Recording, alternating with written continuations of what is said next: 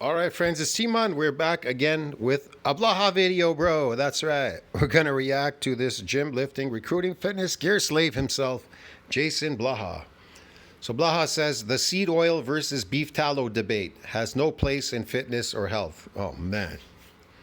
This guy's so unnatural.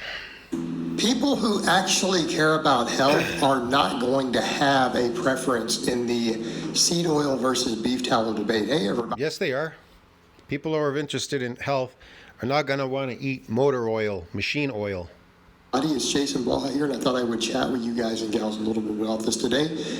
Quick reminder, though, if you will please click like down below, that would be greatly appreciated. Thank you so much. If you aren't following or subscribed, I would click and follow, subscribe, but you have banned me, so I cannot. please do so, and drop me a comment down under the video. I would greatly appreciate it. You banned me because you're insecure, Blaha. I never banned you from my channel. You can come here and post whatever you want in the comment section. I'll answer you. Appreciate that. Thank you. All right, I'm just going to be blunt here.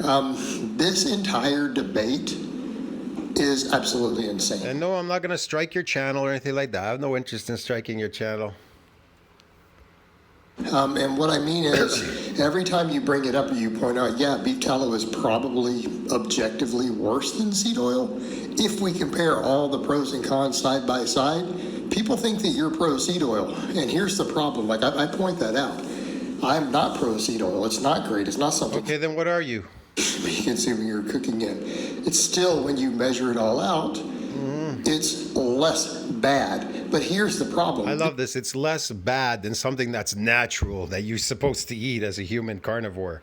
Okay. This is literally like taking the debate of, hey man, cocaine isn't as bad as meth. What? How do you make that comparison? So natural food, eating natural food is not as bad as meth. Okay, whatever. I don't know. Whatever he's trying to say here. Like that's how insane the debate is. He's comparing your natural food as a carnivore as being meth and some kind of drug here, whatever, cocaine. Okay, whatever. Because let's be frank here. Nobody who cares about their health or their fitness or not having heart disease, being obese, having diabetes, cancer, is going to regularly eat fried foods. I don't care. Like this is. I eat a lot of in the past. I ate a lot of beef tallow, a lot of lard. I ate in fast food restaurants when I was younger because they used a lot of lard. I used a lot of tallow. Now, when they stopped using it, I stopped eating there. I don't even know why. I think it was instinct that made me stop eating there. Yeah, that's what it was, really. Instinct. Yeah. And it tastes like shit. It tastes like seed oils now. It just tastes like oil. Motor oil. This is not something that fit people do. This is not something that anyone who genuinely cares. It takes over 2 years to get rid of the seed oils that you've already eaten out of your system if you want to get rid of it. Does. And so here's kind of the point I would make with a topic like this. An occasional cheat meal or treat, fine. Like I would say some people can. Occasional treat meal or cheat is fine. Well, let me tell you something. They can add up over time, definitely. I've done them where it saturates because I ate a lot at the buffet, but can tell you this much. You really shouldn't do a cheat meal on an empty stomach, that's for sure. You're definitely going to get fat. Get away with a cheat meal once a week. I can't. So what he means is fake food. You can get away with eating fake food, but you're eating it all the time anyways, which is not your diet as a carnivore. Do that. I don't personally do that. I can't. Like for me, maybe one a month. What are you talking about? He does it all the time. Look at his food basket. There's tofu in there. There's these like yams and shit and rice and coffee bean and there's a lot of junk food in there. Half the thing, he had like, what is it, mustard for his hot dogs? Processed meat. He eats a lot of garbage. Because the food stamps, they don't cover enough for it. They don't cover quality food for him. At the most 2 a month I can get away with personally, but that's about it. And I rarely even do that. But throwing that out there, but if you're doing it as a rare occasional cheat meal, there's going to be no. I mean, look at him. He could barely make his rent here. I think YouTube pays his rent and his disability, and whatever his disability covers, this food stamps cover the food. difference. Meaning we're not worried about chronic effects of either one because it's very acute at that point. Like no one gains fat from a single meal. I don't care how big it is. It's going to be insignificant in the grand scheme of things. The same thing with overall inflammation. You might get some inflammation, feel bad for a half day, for a day. Oh, when yeah. you're used to eating really clean, then you feel If you get inflammation, yeah, for half a day, yeah, whatever. You don't get any inflammation eating natural food, natural animal products. like a normal person again. Like currently what we see as normal. Of course, maybe if they're tainted or something, or they ate something that they weren't supposed to, it's a possibility. So we're talking about acute versus chronic effects. Okay. And at that point, this is how fit people do. Fit people generally don't have more than at most maybe. No, they're eating these foods and then they're going to the gym so they can burn them. You understand me? Burn them through your system, get your system to push it through. That's the whole idea. That's why they want you to do fitness. And then they say, okay, now you can eat your slave food diet. Eat your slave food diet, and then you do fitness. Slave food diet and fitness. Yeah, it's kind of a never-ending cycle. Yeah, you're not really doing anything there. One bad meal a week, and that's kind of us pushing it. So again, there's going to be no difference between the two at that point because it is going to be a There is a difference. very acute response, and it's the chronic lifestyle No, there isn't. Tallow and lard are both healthy for you. They have vitamins and minerals in them. that affects you. But that is very much the point. Fit people don't stand around eating stuff like this. This is not a debate for them. Okay. So the whole topic is really talking at a population level. But let's come over to the point. We can argue a lot. I am convinced beyond all Man, doubt the that population is going to cook anyway, so they might as well cook with beef tallow and lard than cooking with seed oils or eating anything with seed oils in it.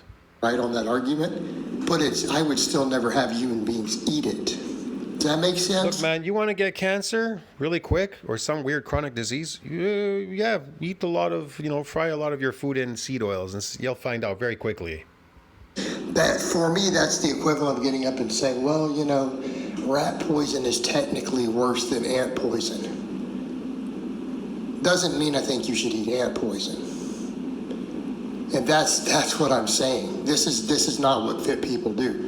Because people who stand around frying their foods and empty fat calories get fat. And let's overlook all the other stuff. We don't have to get into the massive debates about People that eat fried foods, they get fat. Yeah, okay, whatever. oxidative stress. We don't have to get into the massive debates about inflammation and all this. I could, He could. and I think it's relatively one-sided there, Maybe but he should. we don't have to go there because here's the real issue. Okay, what's the real issue, Blaha? Obesity increases inflammation. Oh, This- obesity increases inflammation. Obesity, yeah. How'd you get obese? Slave food diet. Not subject to debate. This is why the health at every size movement is not based on science. Exercise causes inflammation. That's what he's doing. He's not building any muscle, but he's causing inflammation, lifting these weights day in and day out. Inflammatory response. Look how skinny he's gotten. Look at his arms. Look at his forearms. Look at his shoulders. He's shrinking. Look at his legs. Blaha has shrunk. He has shrunk. It's not based on reality. Excessive adipose tissue in your body causes a measurable and enormous increase in overall inflammatory markers. It is unavoidable. It will happen by default as you start gaining large amounts of weight. It will just happen automatically, irrespective of what you ate to get there. So it starts to become a moot point when you factor in that these are the foods that make people fat. Right? Refined sugar. These are the foods that made people fat. Yeah, slave food diet made them fat, yeah.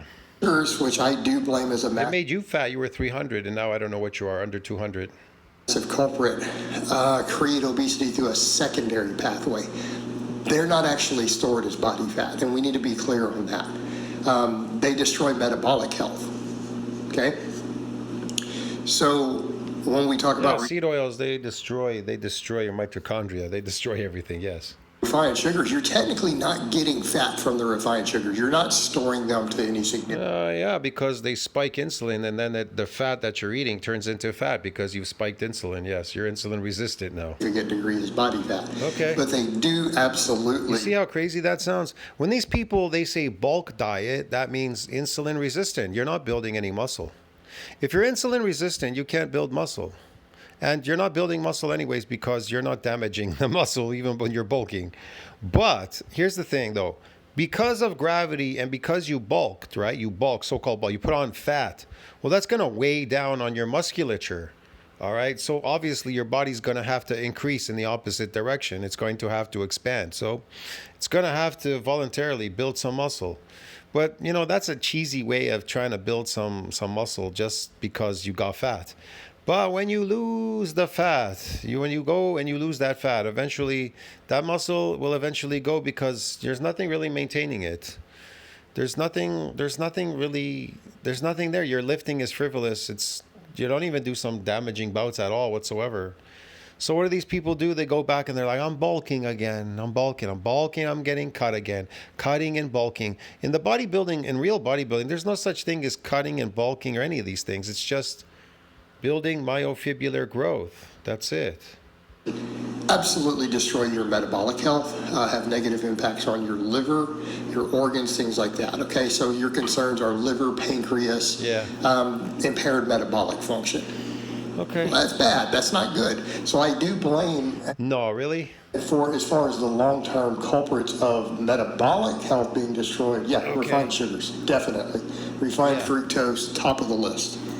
But the actual fat gain process itself is coming from these foods. Like the actual body fat accumulation is coming from the seed oils and the butter and the bacon and the beef tallow. If you switch the seed oil for beef tallow, you're going to have the exact same response. It's empty fat calories that make food hyper palatable and calorie dense. Like this is a recipe for disaster. No, it's not. And you're going to get just as fat. He's lying.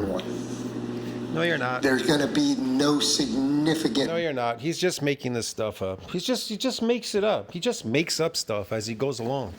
There's no proof of anything that he says. He doesn't provide proof. There's nothing. He just makes it up. None of it even makes sense what he's talking about. You understand me? It doesn't make sense.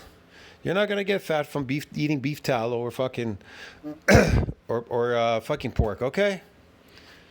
He's fucking full of shit. Difference.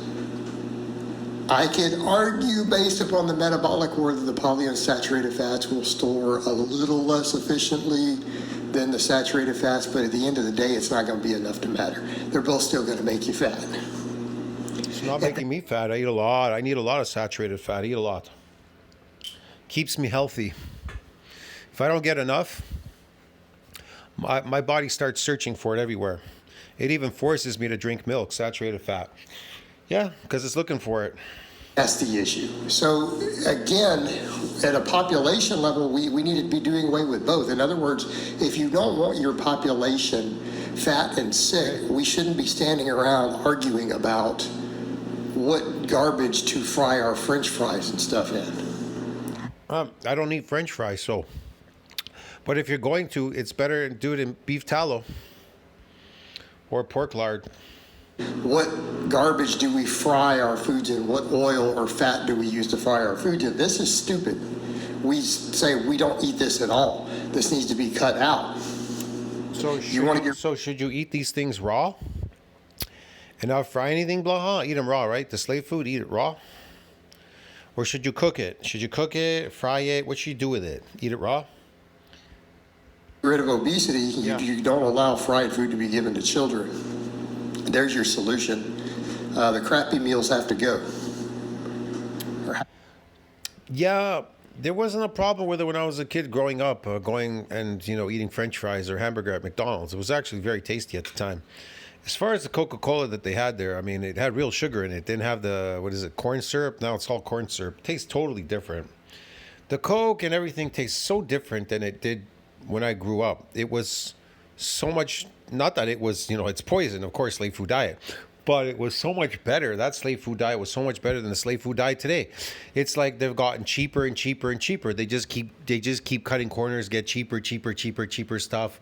You know, GMO, cheaper, spray this, spray that. You know, it's soy everywhere, soybeans everywhere, feminizing people. They're turning to transgender. There's new sexes coming out. They don't even know what sex they are, people today. Crappy meals or whatever people want to call them. I call them crappy meals. Here's your problem. So this is an insane argument. Yeah, but we didn't eat at McDonald's. It was a treat if you ate there once or twice a year. My parents would take me there. It's not something you eat all the time. Now the kids today, the students today, they eat there almost every day at McDonald's and stuff. These fast food joints like, I don't know, Louisiana or Popeye's chicken or whatever. People who care about their health don't eat these things. So we are literally having an argument about which of these really super stupid, unhealthy, fattening things is less bad. I mean, I used to go to Kentucky Fried Chicken. I believe they fried the chicken actually I think it was in lard or tallow. I'm not sure which one they used, either lard or tallow. I know they used lard. They used lard in McDonald's here. They used lard. They also used tallow. They used both, actually. So, yeah, I don't know. I never asked. I know that they used it was tallow, most likely tallow or something, or lard. And so it tasted really good, the chicken. But after that, when they started frying it in seed oils, it was like, see you later. Never again. Never saw that place again. This is not a solution. It's not. Solution is to change our entire food environment and our food culture. There's your solution. Because this other is going to do nothing. I guess so. It's going to do nothing positive. You're going to see no positive change from swapping these things back and forth. It's all going to be equally bad at the end of the day. I would have to agree, but... All right, guys, but that's really all I have to say. I wouldn't agree on the part where he says swapping out the seed oil for the tallow and the beef. Like I said, you're not going to stop people from frying these things, but they're better off frying them in beef tallow and fucking lard, dude. Animal products, you can't go wrong. But hey, it is what it is, man. People are going to eat this machine oil. It's crazy. It's like oil that you use in your car. They're going to eat this on their salad. Not today. I hope it's been informative. They're going to fry their food in that too. Yeah, it's been very informative. And I'll talk to you guys and gals next time. See you in the next one. Ciao, friends.